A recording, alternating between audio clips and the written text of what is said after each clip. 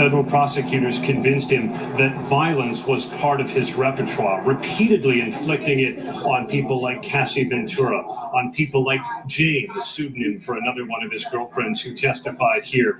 There are hundreds of people who are out here in Lower Manhattan in front of the courtroom, many of them supporters who were hoping that they would see Sean Combs walk out of those golden doors of the courthouse a free man headed home to Miami, as he said he wanted to go to care for his children and his mother. Many others, detractors, who say that Sean Combs deserved to spend time behind bars because they, like the judge, could not be blind to the very conduct that they saw on that video from 2016 in the Los Angeles hotel, Combs attacking Cassie.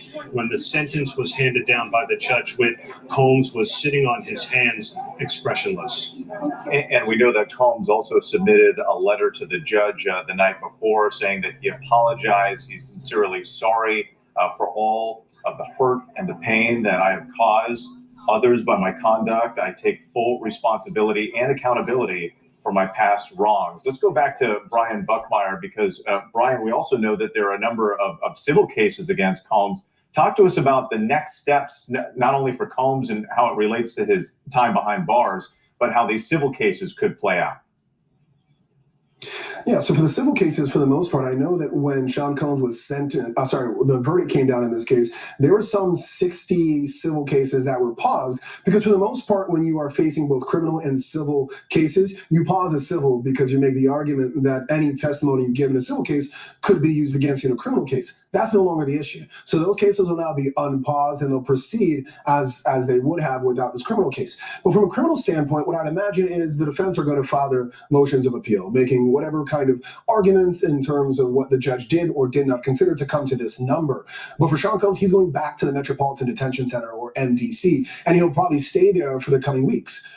I know these defense attorneys and the Southern District of New York, what typically happens is you're either going to be put in somewhere in Pennsylvania, upstate New York, or New Jersey. But if you do have family, and we saw a lot of mention of his mother who had surgery, she's 83 years old, I would imagine that Sean Combs would make a request to be somewhere close to his family, close to his mother, maybe close to his younger children so that they can visit him frequently. There's going to be a push to try to have him in the best facility and probably the lowest level of security, a light or low level. And we saw mentions of that during the sentencing, that they didn't want certain facts to come in because they didn't want him in a maximum or even medium security prison. So those will be some of the next steps, both criminal and civil. And Bernarda, from the prosecution's perspective here, obviously they didn't get the conviction on the more serious charges of racketeering and such that they initially went for. And then here they were asking for 11 years in prison. They get 4. How is the prosecution looking at this? And does this verdict send a message to sexual assault suspects? Yeah, so when you're looking from the prosecution perspective, the prosecution is questioning, is this justice? For those victims, is this justice, this type of sentence, or even the conviction being that Sean Combs was acquitted of the racketeering conspiracy and the sex trafficking? You got to think that the prosecutor stands as the voice of the voiceless, the voice of those victims. And while they're not happy that they only got the conviction on the transportation to engage in prostitution, they still serve that as that voice today when they represented the government and the people of the United States inside of that courtroom. So what message does it send, that 50 months, that time of sentence? I think the strongest message is the words that came out of Judge Subramanian's mouth, where he said and talked about these victims, how they were manipulated by Sean Combs, that they deserve a voice, that accountability is expected in this case, and that he will hand out accountability. It's not the 11 years that the prosecution sought, but still is an accountability in the sense that no matter how much money you have, you will still be held accountable in a court of law and will be sentenced according to the guidelines, so below the guidelines in this case. And Aaron Katersky, the judge, we talked about how the judge had a message to Combs. He did reference the cultural impact that he has had. Also, Combs as an entrepreneur, he referenced what he had done for his community and talking to people. What more did the judge say?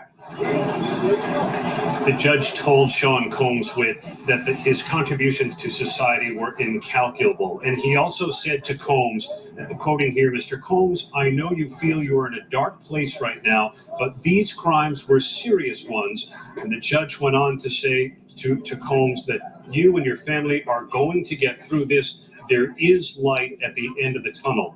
The judge clearly wanted to express to Combs and his family that he heard their pleas for mercy, their pleas for his immediate release. He said he couldn't do it, but he said there will be time at the end of the term of incarceration where he could make the kinds of contributions to society that Combs swore and others swore on his behalf that he wanted to make. And wait, if you'll indulge me, I just got a message from Cassie Ventura's attorney, Doug Wigdor, who says that while nothing can undo the trauma caused by Combs, the sentence imposed today recognizes the impact of the serious offenses he committed. We are confident that with the support of her family and friends, Ms. Ventura will continue healing, knowing that her bravery and fortitude have been an inspiration to so many. An immediate reaction from the attorney for Cassie Ventura, Doug Wigdor. She had written to the judge expressing fear of the hold and sway that she believed Combs still had on her life, with telling the judge that she feared that if he were immediately released, he would immediately go after her and her family after her painstaking testimony over 4 days of trial. Yes, expressing that fear of retribution if you were to be set free. Brian Buckmeyer, if you could expand more on. Well, anyway, that's Cassie. Cassie wrote that letter to that judge, and I'm sure that had a great impact on that judge, man, to make Sean be accountable. He's accountable for, they say, what, prostitution, transportation? 4 years. He got 4 years. He probably won't do the entire 4 years, but I guess it's all about accountability. Justice system would never treat a black man the way they would do a white man, and that's just all there is to it, y'all. What he did was wrong. I could say it 100 times. What Sean Combs did is wrong. But over the years, decades after decades after decades, I watched the other celebrities do the same thing, only they was a different color.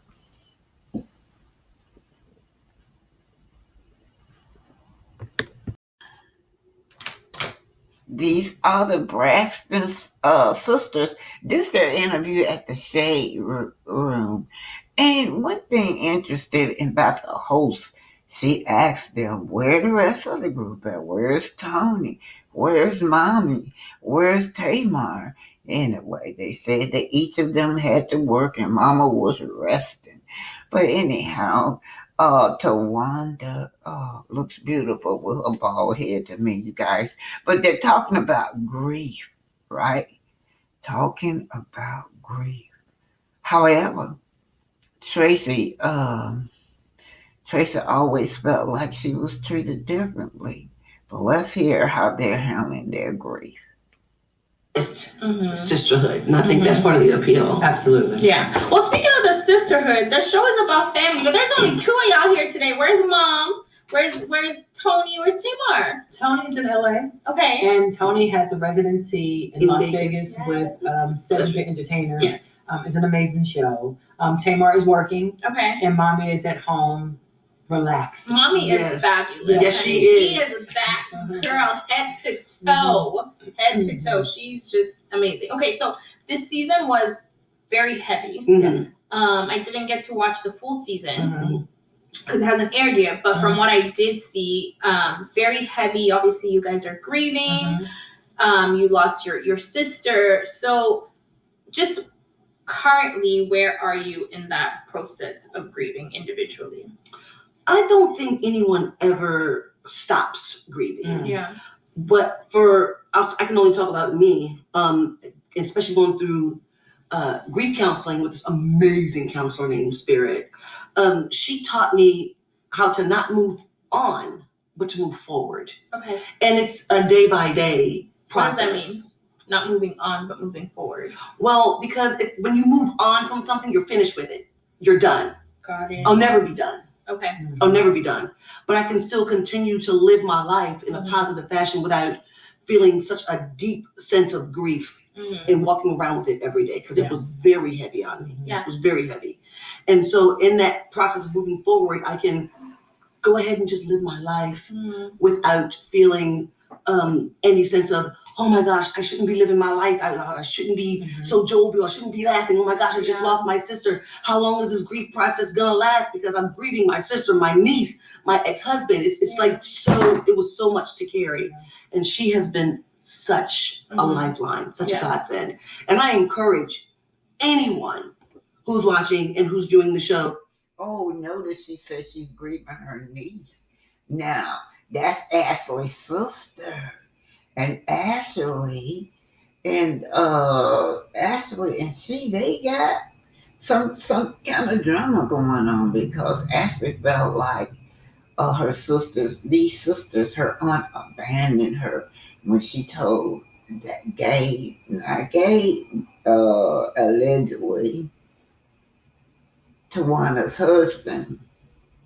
That Tawanda, anyway, that her husband was doing inappropriate things to her. That's what Ashley said now, y'all. But they're grieving their niece and their sister, and they named somebody else, y'all. But that's a lot of grief to go through. Back-to-back grief. To talk to somebody and let them know it's okay to not be okay. Right. Yeah. Right. And people like Tawanda, she's like the Rock of Gibraltar. She seems like nothing bothers her, but she's human. So I say check on your well friends, because they might not be okay either. Yeah. For sure. Tawana, do you feel like, because it hit you very hard and you were very open, like just vulnerable. You seemed more at peace with it.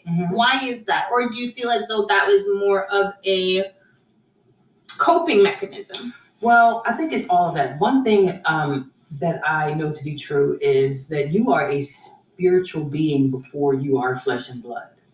So with knowing that, it allowed me to understand that Traci her spirit will never die. That she will always be here with us. Of course, I have moments of, damn, she's not here. Just like today when we were doing a lot of press, and the interviewers kept asking us questions and talking about Traci, like, the life of Traci. I'm like, damn, she's for real, not physically here. It's an awakening. However, I just know that Traci her spirit is on the other side. And we have help. We have spiritual help. And Traci is our spiritual help. Yeah. What do you guys miss most about her? Her Traciness. Just her. Yeah.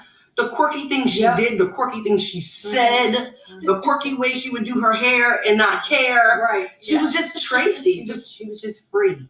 Her whole embodiment. Carefree. Yeah.